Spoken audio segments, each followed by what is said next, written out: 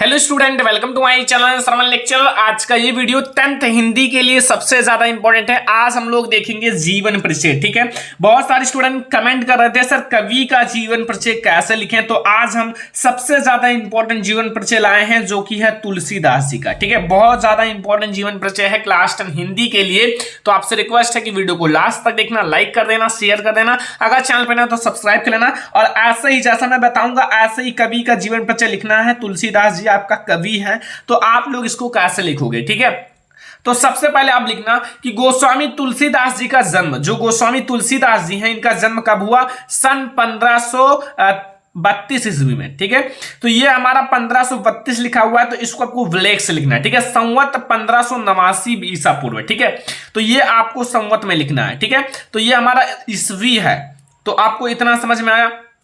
में बांदा जिले का राजापुर ग्राम में हुआ था। इसमें जहां जहां मैंने ब्लैक पेन का यूज किया है वहां वहां ब्लैक पेन का ही यूज करना। ठीक है, राजापुर गांव है, ग्राम है, तो इन सबको आपको ऐसे ही लिखना है जैसा मैंने बताया।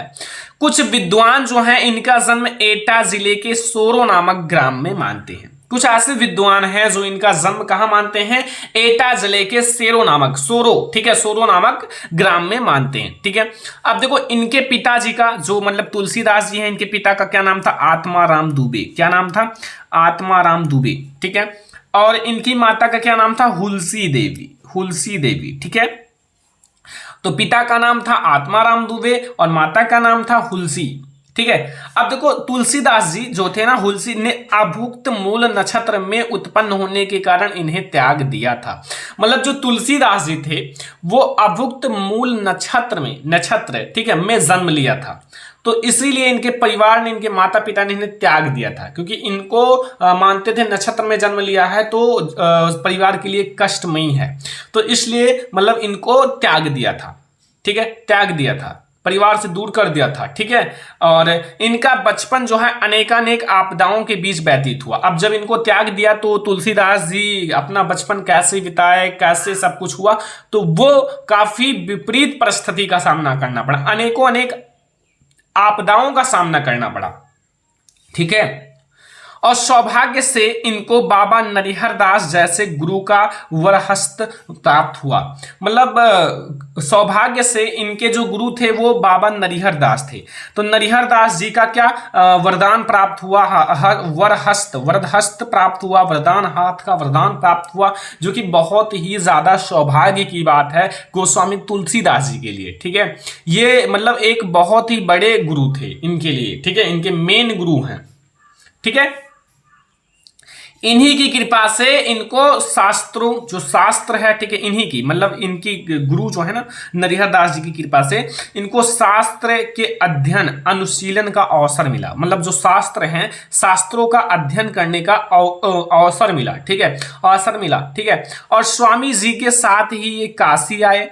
जो स्वामी जी हैं उन्हीं के साथ ये काशी आए, मतलब जो नरिहर दास जी हैं उन्हीं के साथ ये काशी आए। तो काशी में क्या हुआ कि काशी आए तो जहां परम विद्वान महात्मा शेष, क्या नाम है? जहां परम विद्वान जो है महात्मा शेष, ठीक है, जो सनातन जी ने इन्हें, महात्मा शेष सनातन जी ने इन्हें वेद, ठीक है, वेद, ठीक है, ध्यान रखना जो बता रहा हूं, वेदांग, दर्शन, इतिहास, पुराण आदि में निपुणता या फिर निष्ठार्थ कर दिया। ठीक है, मतलब इनको इन सारे का ज्ञान दिया। वेद है, वेदांग है, दर्शन है, इतिहास है, पुराण है, इन सब का अध्ययन कराया, इन सब के बारे में जानकारी दी, पढ़ाया। ठीक है, इस सारे चीजों के बारे में जो बहुत ज्यादा इंपॉर्टेंट है कवि के लिए, एक लेखक के लिए। ठीक है, सभी के लिए इंपॉर्टेंट है। तो फिर क्या हुआ कि तुलसीदास जी का विवाह जो है दीनबंधु पाठक की सुंदर और विदुषी कन्या रत्नावली से हुआ। अब क्या हुआ कि तुलसीदास जी का जो विवाह है वो दीन बंधु, ठीक है, दीन के प्रति बंधु पाठक श्री सुंदर, मतलब पाठक की सुंदर और विदुषी का मतलब है विद्वान, कन्या रत्नावली से हुआ। इनके पत्नी का क्या नाम था? रत्नावली। जो तुलसीदास जी हैं, गोस्वामी तुलसीदास जी हैं, उनके पत्नी का नाम था रत्नावली। ठीक है, इन्हें अपने पत्नी से अत्यधिक प्रेम था। जो गोस्वामी तुलसीदास जी हैं इनको अपने पत्नी से अत्यधिक प्रेम था। ठीक है, तो एक दिन हुआ क्या कि मतलब इनकी पत्नी जो है ना, क्या हुआ कि ससुराल, ठीक है, अपने घर चली गई थी, मायके। ठीक है, के सॉरी मई के। तो फिर ये आधी रात को वहां चले गए थे। तो फिर गए तो फिर क्या हुआ कि इनकी पत्नी ने अपनी पत्नी की डांट के कारण, इनकी पत्नी ने इन्हें डांटा फटकारा। डांट के कारण मतलब इनकी पत्नी ने जब इन्हें डांटा तो इनके मन में वैराग्य हो गया। मतलब इनके मन में क्या हुआ, वैराग्य उत्पन्न हो गया। ठीक है, तो फिर वैराग्य होने के कारण देखो अनेक तीर्थों का भ्रमण करते हुए, अनेक तीर्थों का भ्रमण किया, मतलब सब कुछ त्याग दिया। ठीक है, अब केवल इनको क्या करना था, अनेक तीर्थों का भ्रमण किया, राम के पवित्र चरित्र का गायन करने लगे। मतलब सब कुछ छोड़कर, जितने मोह माया है सब कुछ छोड़कर राम के चरित्र का गायन करने लगे। बहुत सारे तीर्थों का भ्रमण किया। ठीक है, ठीक है, तो ये है आपका जीवन परिचय। इतनी चीजें आपको समझ में आ गया। अब हम लोग थोड़ा सा और है जीवन परिचय। देखो इनका जो अधिक मतलब अपनी अधिकांश रचनाएं कहाँ किया इन्होंने, चित्रकूट नाम सुना होगा। ठीक है, चित्रकूट और काशी, जो चित्रकूट है और काशी है। ठीक है, और अयोध्या, जो अयोध्या नगरी है, राम नगरी में लिखी है। मतलब इन्होंने अपनी अधिकांश रचनाएं, अधिकांश समय ज्यादा चित्रकूट, काशी, अयोध्या में लिखी है। अब इनकी मृत्यु कब हुई, सन 1623 ईस्वी, 1623 ब्लैक से लिखना है। ठीक है, क्योंकि ये इंपॉर्टेंट लाइन है। तो 1623 ईस्वी और संवत 1680 ईसा पूर्व के लगभग हुआ। तो ये है पूरा जीवन परिचय। ठीक है, जीवन परिचय देख लो। ऐसे ही कवि का जीवन परिचय लिखना है, चाहे तुलसीदास जी हो, चाहे सूरदास जी हो, चाहे बिहारी लाल जी हो, सबका। तो ये सबसे पहले आप उनका जीवन परिचय अच्छे से डिटेल में लिख देना कि जन्म कब हुआ, मृत्यु कब हुई, वो तो इंपॉर्टेंट है। इनके माता का क्या नाम था, पिता का क्या नाम था, जन्म कहाँ हुआ, किस किस चीज का अध्ययन किया, इनकी पत्नी का क्या नाम था अगर पता हो तो। ठीक है, तो ये सारी चीजें आपको लिखना होगा। ठीक है, एक कवि के जीवन परिचय में, एक लेखक के जीवन परिचय में ये सारी चीजें इंपॉर्टेंट होती हैं। तो ये आपको समझ में आ गया।